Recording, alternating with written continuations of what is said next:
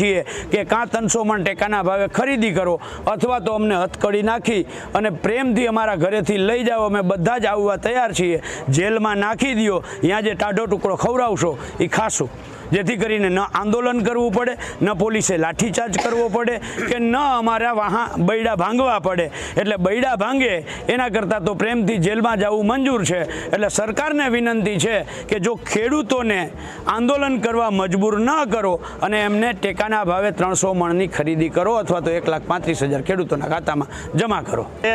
ભાણવડ તાલુકામાં જે મગફળીનું રજીસ્ટર છીએ કે કાં 300 મણ ટેકાના ભાવે ખરીદી કરો અથવા તો અમને હથકડી નાખી અને પ્રેમથી અમારા ઘરેથી લઈ જાઓ, અમે બધા જ આવવા તૈયાર છીએ, જેલમાં નાખી દો, ત્યાં જે ટાઢો ટુકડો ખવડાવશો એ ખાશું, જેથી કરીને ન આંદોલન કરવું પડે, ન પોલીસે લાઠીચાર્જ કરવો પડે કે ન અમારા બૈડા ભાંગવા પડે। એટલે બૈડા ભાંગે એના કરતાં તો પ્રેમથી જેલમાં જવું મંજૂર છે। એટલે સરકારને વિનંતી છે કે જો ખેડૂતોને આંદોલન કરવા મજબૂર ન કરો અને એમને ટેકાના ભાવે 300 મણની ખરીદી કરો અથવા તો 1,35,000 ખેડૂતોના ખાતામાં જમા કરો।